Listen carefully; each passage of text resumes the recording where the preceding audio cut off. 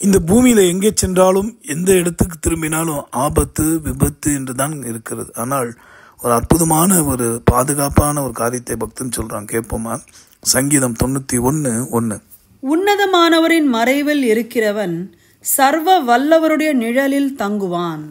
அன்பானவர்களே, இந்த நாளிலே இந்த பூமியிலே எத்தனை இடங்கள் சென்றாலும் சரி, அது எப்பேற்பட்ட பயங்கரமான இடங்கள் அல்லது தீவிரவாதிகள் நிறைந்த இடங்கள் அல்லது நோய் அதிகமாக பரவுகிற இடங்கள், இப்படி எங்கே இருந்தாலும் சரி, இதை கேட்குற எத்தனையோ பேர் மருத்துவமனையில் பணியாற்றுவீர்கள் அல்லது ஆபத்து எப்போ வருமோ என்று சொல்ல முடியாத அளவுக்கு பல இடங்களிலே உயிரை பணம் வைத்து வேலை செய்யக்கூடியவர்களையும் நான் பார்த்திருக்கிறேன். அப்படிப்பட்டவர்களுக்கும் நான் சொல்லுகிறேன், அவர் நாமத்தை நம்பி வந்த உங்களுக்கு அவரே அடைக்கலமாய் இருக்கிறார்.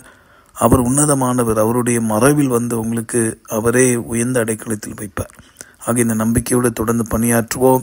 நிச்சயமாய் அவருக்குள்ளாக வாழ்கிறவர்கள் பாக்கியவான்கள். இந்த வார்த்தையை கேட்கிற நீங்க உங்க இருதயத்தில் இயேசு ஏற்றுக்கொள்ளுங்க. நிச்சயமாய் அவர் சர்வ வல்லவராகிய அவர் தம் நிழலிலே உங்களை மறைப்பார்.